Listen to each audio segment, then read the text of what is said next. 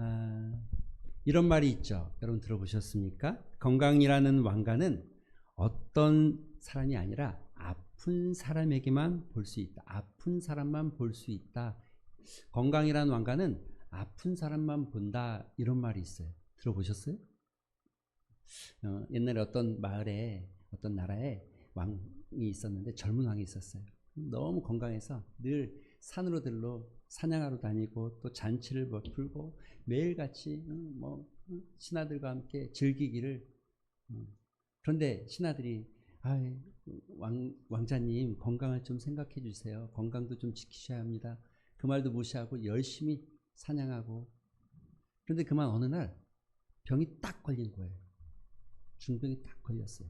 그러고 나니까 화려했던 궁전도 또 맛있는 음식도 시중 드는 시녀들도 자기에게 아무런 기쁨이 되지 않고 별 볼 일 없어진 거죠.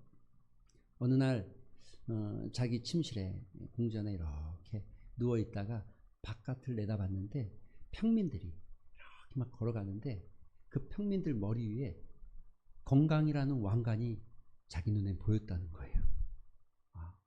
그러면서 나는 한 번도 써보지 못한 왕관 같다 이러면서 후회를 했다는 이야기가 있습니다. 사람들이 꼭 이런 생각들을 해요. 잃어버리고 나면 아차 싶은 것들이 좀 있어요. 잃어버리기 전에는 소중함을 잘 몰랐는데 잃어버리고 나면 아차 싶기도 하고 이게 얼마나 소중한지를 그때서야 깨닫는 사람들이 종종 있는 것 같아요. 많은 것들이 있겠죠. 그 중에 우리가 말하는 소중하다고 말할 수 있는 여러 가지 것 중에 공기도 있고 또 옆에 있는 친구도 있고 가족도 있고.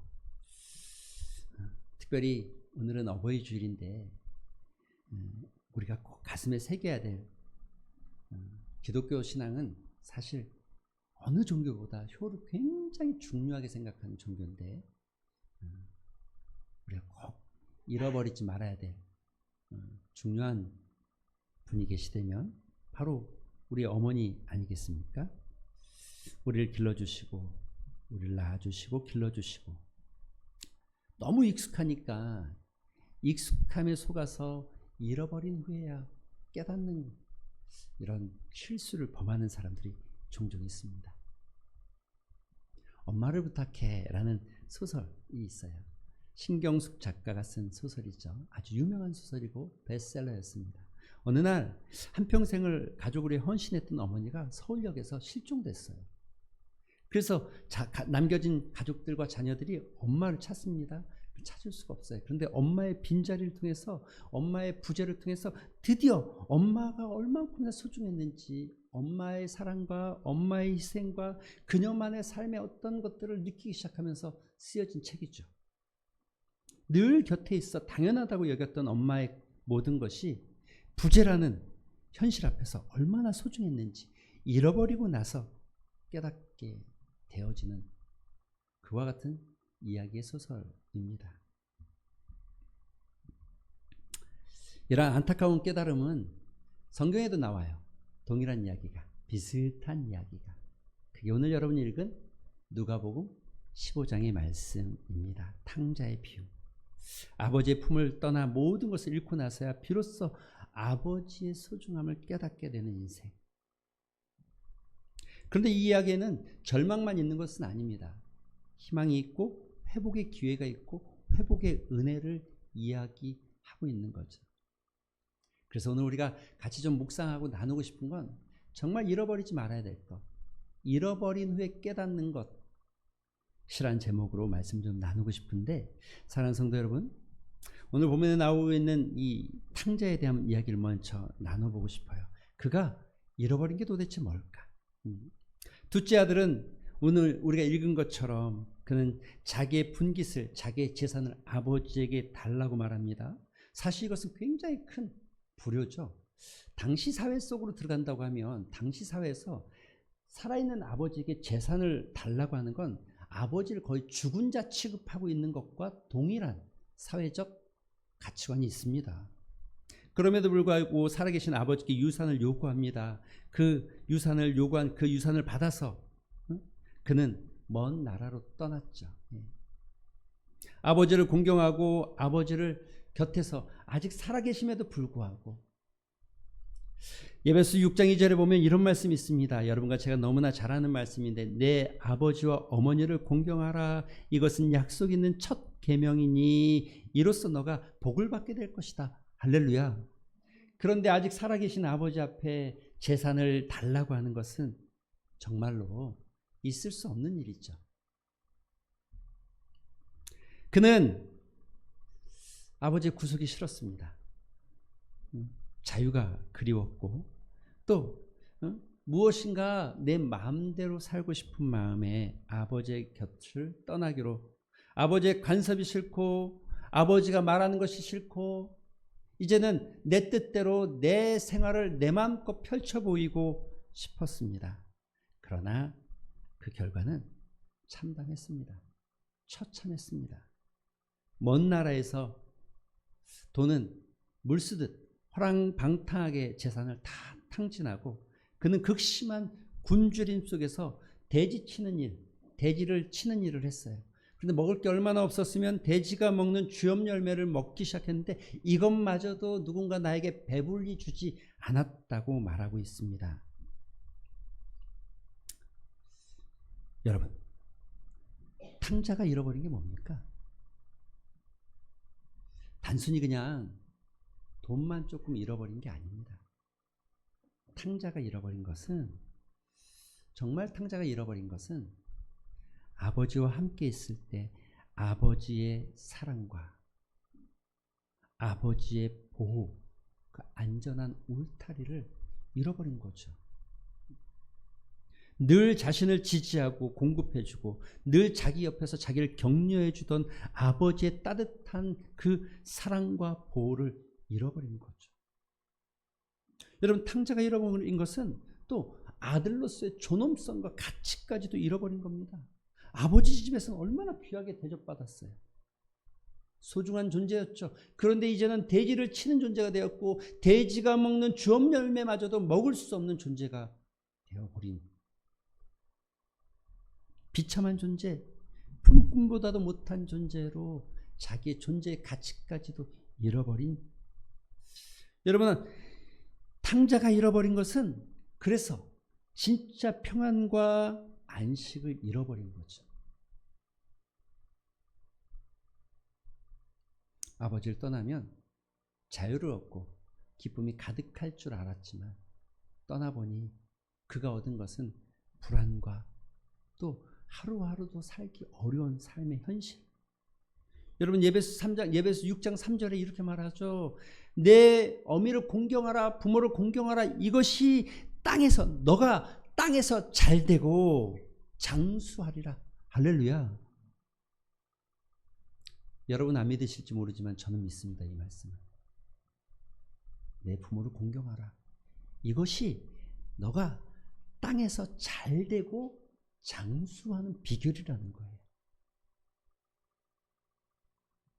이건 하나님의 약속입니다. 그냥 쓰여놓은 어떤 윤리 도덕적 문구가 아니라 하나님께서 우리에게 약속하신 것입니다. 아들이 잃어버린 것 그리고 절망 가운데 놓이게 되었을 때야 그제서야 비로소 깨닫기 시작합니다. 17절에 보니까 스스로 돌이켜 생각했다는 거예요. 내 아버지 집에는 양식이 풍족한 품꾼이 얼마나 많은가. 나는 여기서 줄여 죽는구나. 내 아버지 곁에 있을 때는 한 번도 깨닫지 못했는데, 아버지 그늘에 있을 때는 한 번도 알지 못했는데 떠나보니까 이제야 깨달았다는 거야. 아버지 그늘에는 먹을 것이 풍족하고 품꾼도 얼마나 많은데 나는 여기서 굶어 죽는구나. 그토록 갈망하던 자유는 사실상 자유가 아니었고 굶주림과 배고픔과 또 재물의 종노릇하는 인생이 되어졌죠. 여러분, 신경숙 작가 쓴 엄마를 부탁해서도요, 그 이야기도 마찬가지입니다. 엄마가 곁에 있을 때는 엄마의 끊임없는 관심과 돌봄 그리고 희생이 아무렇지도 않고 때로는 귀찮고 피곤했어요. 그런데 엄마를 잃어버리고 나서 엄마를 찾기 시작하면서 그것이 얼마나 소중한지를 조금씩 알아가는 글이에요. 알아가는 이야기로 기록되어 있어요. 엄마의 빈자리가 얼마나 컸는지를 깨닫기 시작하는 거예요. 엄마가 곁에 있을 때는 엄마의 사랑을 몰랐는데 잃어버리고 나니까 일상의 모든 조각들이 엄마의 사랑과 희생으로 채워졌다는 것을 드디어 알기 시작해가는 거죠. 탕자처럼 자기 인생을 지탱했던 것이 엄마였고 자기 인생을 지탱했던 것이 부모였다는 것을 그제서야 알기 시작한 겁니다. 사랑하는 성도 여러분, 특별히 오늘 우리 교회 젊은 집사님들, 청년들, 또 20, 30대, 40대, 50대까지 부모들을 아직도 모시고 있는 모든 성도님들, 눈앞에 있는 어떤 풍요와 어떤 자유와 어떤 쾌락 때문에 여러분 더 소중한 것을 잃어버리지 마시기를 바랍니다. 부모님 우리 곁에 있을 때 그 사랑의 깊이와 희생의 무게를 공경의 눈으로 바라보지 못한다면 우리 역시 삶의 가장 소중한 것을 잃어버린 후에야 그 빈자리가 얼마나 무거운지를 알게 되지 않겠습니까?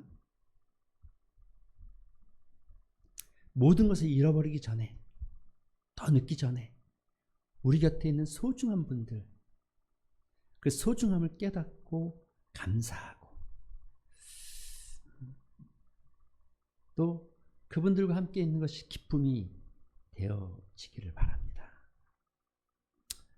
탕자는 모든 것을 잃어버리고 스스로 돌이켜 아버지께로 발걸음을 옮기기로 결심했습니다. 누가복음 15장 오늘 읽은 20절에 보니까 그런데 이 모습을 이렇게 기록하고 있어요. 아직도 거리가 먼데 아버지가 그를 보고 치근히 여겨 달려갔다. 여러분 여기 표현에 아주 중요한 건 거리가 멀다는 거예요. 저도 이제 50이 넘어가고 50 중반이 되어 가니까 자꾸 눈이 나빠져요. 노안이라는 거예요.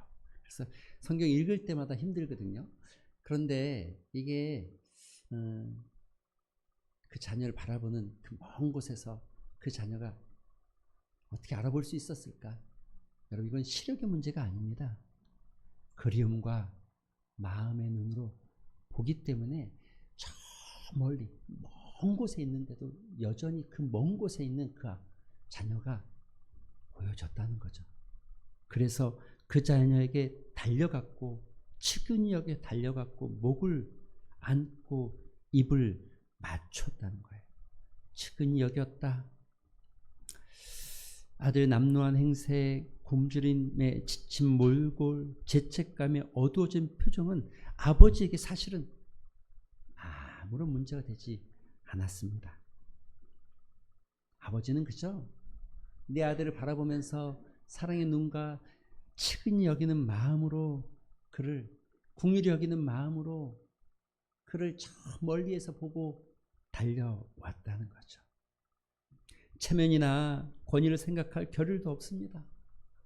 내가 이 마을에 그래도 주인이고 어떤 거부인데 달려가고 이런 게 전혀 개의치 않고 그저 아들만 바라보고 달려가는, 꾸짖거나 책망하기 전에 아들의 변명이나 구차한 설명을 듣기 전에 아버지는 아들의 목을 끌어안고 입을 맞추기 시작합니다. 모든 과거의 어떤 잘못들을 용서하고 아들의 신분을 회복시켜주는 정말 무조건적인 사랑. 여러분 성경이 이 누가복음 15장을 기록하고 있는 것은 오늘 우리가 어버이 주일로 지냈지만 사실 이 안에 더 깊은 영적인 의미는 하나님의 사랑이 바로 이와 같은 사랑입니다. 비록 우리가 탕자처럼 모든 재산을 탕진하고 집을 떠나 극단적인 상황은 아닐지라도 우리 삶 속에서 얼마나 자주 부모님의 마음을 아프게 하고 그분을 기다리게 하고 때로는 무관심과 소홀함으로 부모를 외롭게 만들 때가 있지는 않으셨습니까? 그럼에도 불구하고 부모님은 오늘도 어제도 내일도 여전히 우리 곁에 그 자리에 변함없이 우리를 바라보시며 기다리고 계시는 거죠. 작은 성공보다 그 무엇보다도 우리에게 더 가치 있는 일. 신경숙 작가의 엄마를 부탁해 해도 동일한 이야기들입니다. 일상의 잔소리와 그 듣기 싫은 엄마의 끝없는 걱정과 염려 덕분에 정말 좀 자유하고 싶은 마음이 가득했지만 사라지고 나서야 깨닫기 시작합니다. 마치 공기의 소중함을 깨닫듯 그렇게 깨닫기 시작합니다. 그리고 엄마의 부재를 통하여서 그동안 내가 엄마에게 못했던 것이 무엇인지를 알기 시작하는 거죠.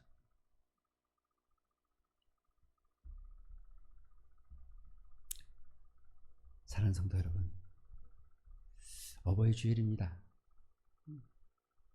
많이 기다리게 하시는 것보다 한 번의 전화, 한 번의 관심, 한마디만이라도 건네는 것이 효 아니겠습니까? 특별한 이벤트가 아니어도 괜찮지 않겠습니까? 그저 그냥 전화 한 통화, 많은 말을 하지 않아도 괜찮지 않겠습니까?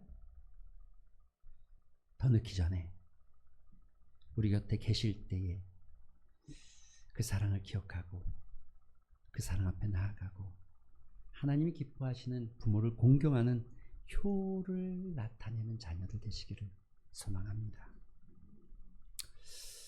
깨달은 후에 자녀가 이렇게 말합니다. 21절에 보니까 아버지, 내가 하늘과 아버지께 죄를 지었사오니 지금부터는 아버지의 아들이라 일컬음을 감당하지 못하겠습니다.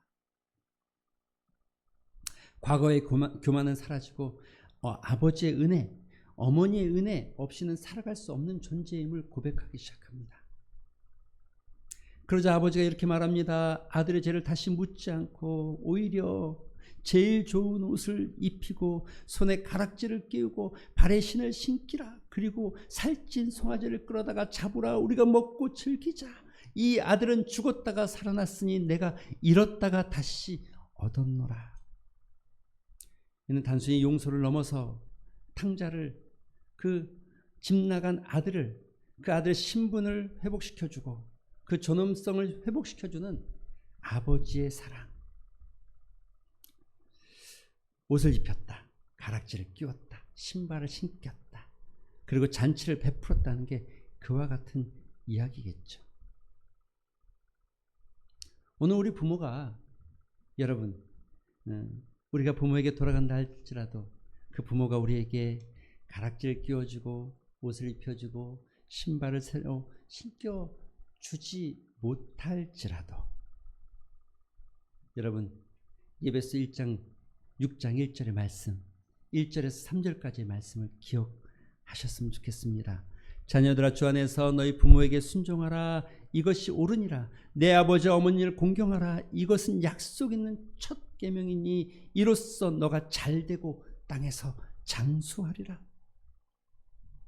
효를 다한 사람에게 이것은 그저 하나님께서 말씀하신 효는 그저 윤리 도덕적인 문제가 아닙니다. 하나님이 기뻐하시는 신앙적 행위가 무엇인가? 하나님이 기뻐하시는 믿음의 삶이 어떤 것인가? 하나님께서 그 신앙적 삶과 믿음의 삶에 약속하고 있는 축복이 무엇인가? 하나님이 믿음의 사람들에게, 믿음의 자녀들에게 명령하신 것이 무엇인가? 부모는 새 가락지를 끼워주고 새 옷을 입혀주고 새 신발을 신겨주지 않을지라도 우리 하나님께서 약속하시기를 너가 잘되고 장수하게 될 것이다 라고 약속하고 있습니다. 그러므로 사랑하는 성도 여러분, 지금까지 해왔던 우리의 삶의 모습에서 무엇이 더 필요한지를 돌아보시고 우리에게 주어진 부모라는 이름 다시 한번 생각해 보시고 우리 삶에서 그분들에게 존경과 존중, 또 효를 다하는 믿음의 삶이 되어지시기를 주님의 이름으로 축원드립니다. 말씀을 맺겠습니다. 사랑하는 성도 여러분, 여러분 잃어버리고 나서 깨닫지 맙시다. 잃어버리기 전에 그 소중함을 잃어버리기 전에 깨달으면 좋겠습니다. 우리의 무관심한 일상 속에서 놓쳐버리고 지금 분주하다고 바쁘다고 우리가 살아가고 있지만 그러나 그 분주함과 바쁜 일상 속에 정말 소중한 것을 놓치고 있지는 않는지 다시 한번 돌아보셨으면 좋겠습니다. 그토록 변함없는 부모님의 사랑이라는 그 왕관이 여러분 앞에 보여지고 쓰여지는 은혜가 있기를 소망합니다. 작은 것, 큰 것이 아니어도 괜찮습니다. 작은 것이라도 여러분 좀 결단하시고 마음에 딱 굳게 결단하시고 오늘부터라도 실천해보는 것도 여러분 꼭 그렇게 하시게 되기를 주님의 이름으로 축원드립니다.